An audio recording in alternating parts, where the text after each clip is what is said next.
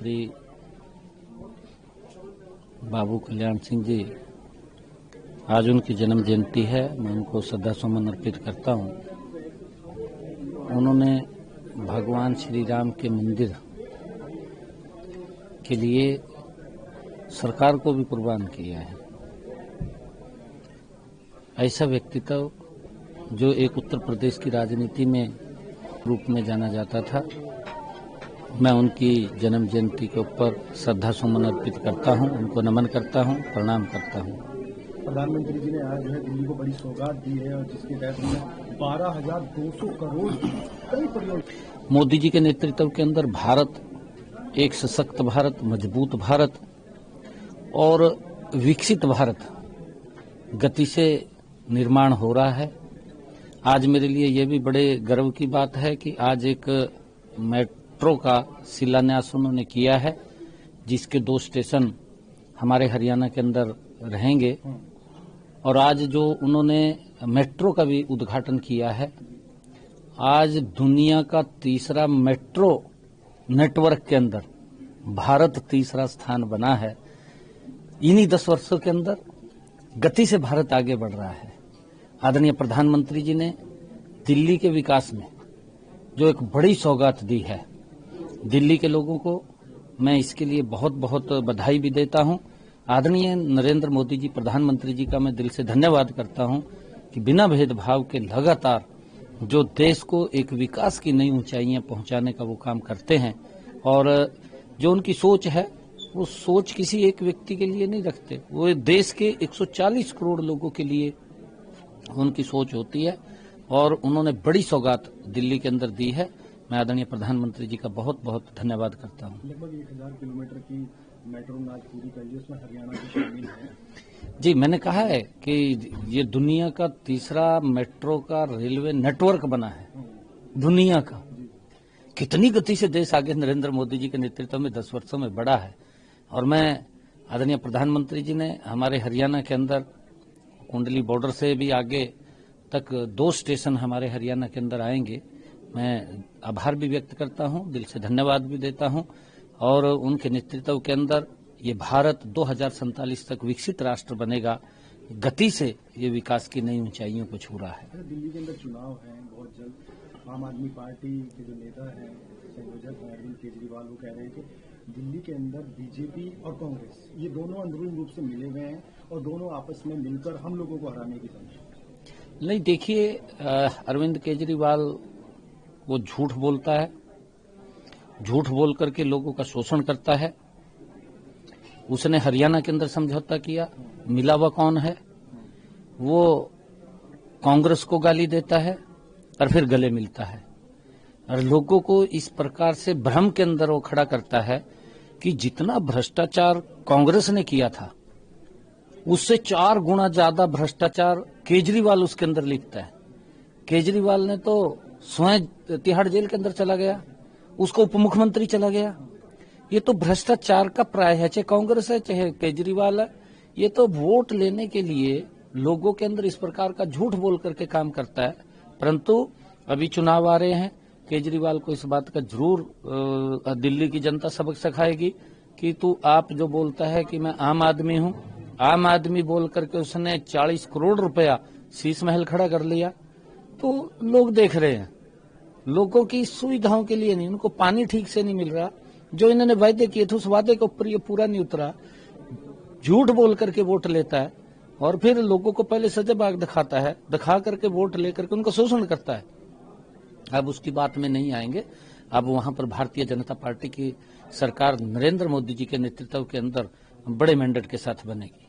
देखा होगा कि अभी चुनाव है और ओवैसी जो है वो भाजपा और आपको दोनों को एक बताता है और आरएसएस को कहता है कि ये इनकी मां है। देखिए, ओवैसी तो यहाँ उत्तर प्रदेश के अंदर भी घूमा था।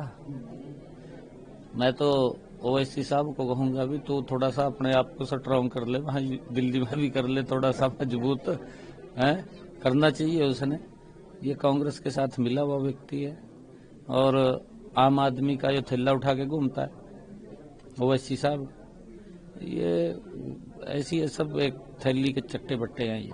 अच्छा, आपने यूपी के अंदर देखा होगा कि मुद्दा बहुत तेजी से बढ़ रहा है। संभल के अंदर लगातार खुदाई हो रही है, वहाँ पर मंदिर भी हो रहे हैं और लगातार वहाँ पे काम चल रहा है। कैसे देखते हैं? नहीं, देखिए, जहाँ हमारे पवित्र स्थल थे, क्योंकि हमारे पूर्वज और हमारी संस्कृति का आधार ये थे, कहीं न कहीं एक दौर इस प्रकार का आया, उस दौर के अंदर हमारे उन पवित्र स्थलों को तहस नहस करने का कुछ चक्कर चला। और आज अगर हम उनको नीचे देखते हैं तो आज जो ज्यों के त्यों बने हुए हैं, तो उसके अंदर माननीय कोर्ट भी देख करके उन सब तथ्यों को, क्योंकि वो तो आंखों के सामने दिखाई देता है, ये भगवान श्री राम के मंदिर को लेकर के, और चाहे और भी अन्य कहीं जहाँ पर भी मंदिर की ये खुदाई होती है, जहाँ पर हमारे पूर्वजों ने बड़े बड़े जो हमारे आस्था के केंद्र थे वो बने हुए थे, मंदिर थे, हमारी संस्कृति, सनातन संस्कृति का जो एक आधार था, उस आधार को नष्ट करने की कोशिश की गई। परंतु आज फिर वो देश के सामने भी उजागर है और पूरी मानवता के सामने भी उजागर है। अच्छा, पूर्व मुख्यमंत्री हैं उत्तर प्रदेश के अखिलेश यादव, वो कह रहे हैं कि मंदिर अगर आपको ढूंढने हैं तो वो तो मुख्यमंत्री योगी आदित्यनाथ को जो आवास है वहाँ पर भी शिवलिंग निकलेगा। देखिए, क्योंकि अखिलेश भी कांग्रेस के साथ पिंगे झूम रहा है, और अखिलेश के पास, क्योंकि जब उसका समय था, उत्तर प्रदेश के अंदर कितनी गुंडागर्दी थी, गुंडे सड़कों पर रहते थे, आम आदमी घरों में घुसा रहता था, दिन में भी नहीं जा सकता था, क्योंकि ये अखिलेश की ही सरकार थी। मुझे तो बताते थे यहाँ पर कि दिन के अंदर अगर कोई किसान खेत में बुग्गी के ऊपर गन्ना लेकर के चला जाता था तो उसका जो टखोल का ले जाते थे। इस प्रकार का यहाँ पर तंत्र था, ये अखिलेश के समय में था। परंतु अखिलेश ने आम जन के लिए तो पट्टी बांधी हुई थी आंखों पर। गुंडागर्दी जो करते थे, जो लोगों को प्रताड़ित करते थे, उनके लिए उसको दिखता था, और ऐसे लोगों का वो संरक्षण करता था कि वो जेल में न जाएं। परंतु आज योगी आदित्यनाथ के नेतृत्व के अंदर गुंडे जेल के अंदर हैं। अगर जेल में भी कोई गुंडा है, वो भी ये बात बोलता है कि मुझे बाहर मत छोड़ना, मैं अंदर ही ठीक हूं।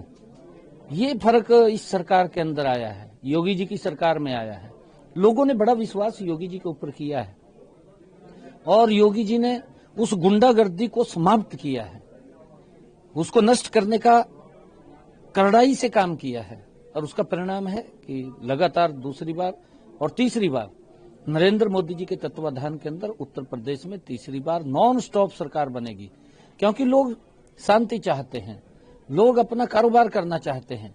परंतु अखिलेश यादव, चाहे कांग्रेस पार्टी है या कोई और पार्टी थी, उनके नेतृत्व में गुंडों को संरक्षण मिलता था, और तब जाकर के लोग अपने आप को भय महसूस करते थे। आज उस भय को निकालने का काम योगी आदित्यनाथ ने किया। विधानसभा चुनाव में आप सामने आए थे और यहाँ से दिलवाई थी, आज आप फिर दोबारा आए हैं, कैसे क्या?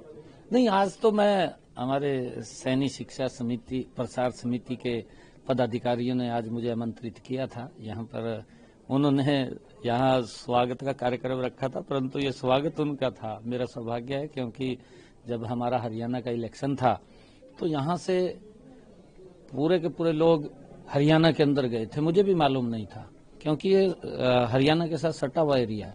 यहाँ से भारी संख्या के अंदर हमारे विधायकगण, हमारे कार्यकर्ता और आम लोग भी यहाँ से वहां पर सरकार बनाने के लिए गए, और इन्होंने बड़ा आशीर्वाद वहां पर दिया, बड़ा काम किया, दिन रात भूखे रह करके इन्होंने काम किया। इन्होंने मेरे ऊपर एक कर्ज चढ़ाया है।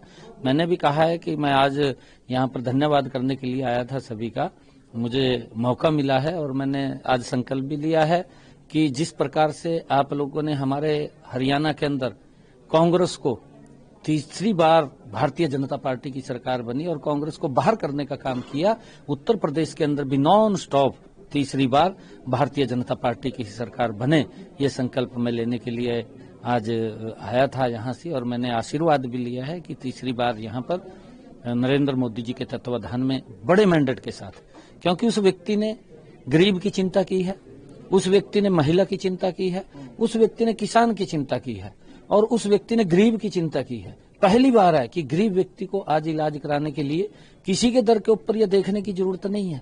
आज 5 लाख रुपए का आयुष्मान कार्ड नरेंद्र मोदी जी ने एक गारंटी दी है इलाज की। अगर किसी को कोई दिक्कत परेशानी आ जाती है तो वो सर ऊंचा करके अपना इलाज करा सकता है, चाहे उसमें मुस्लिम है, भेदभाव नहीं किया। प्रधानमंत्री आवास योजना है, मुस्लिम को भी मकान दिया है। प्रधानमंत्री उज्ज्वला योजना है, मुस्लिम को भी उन्होंने गैस का सिलेंडर दिया है। उस माता की चिंता की है कि धुएं में उसकी आंखें खराब ना हो और वो घर में बैठ करके स्वच्छता से पूरे परिवार को भोजन करा सके। ये अगर चिंता किसी ने की है, ये नरेंद्र मोदी जी ने की है। परंतु कुछ लोग हैं,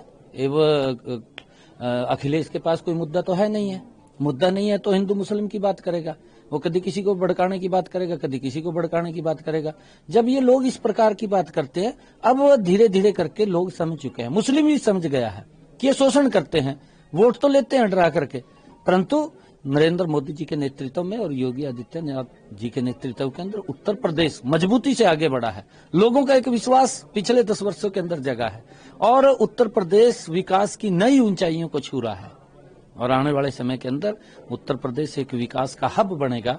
नॉन स्टॉप तीसरी बार भारतीय जनता पार्टी की सरकार यहाँ पर रहेगी, ऐसा मैंने लोगों से आज आश्वासन भी लिया है। और मैंने कहा कि आपने बड़ा कर्ज मेरे ऊपर चढ़ाया है, मुझे भी आना पड़ेगा आपका कर्ज उतारने के लिए। तो मैं सभी का धन्यवाद भी किया है।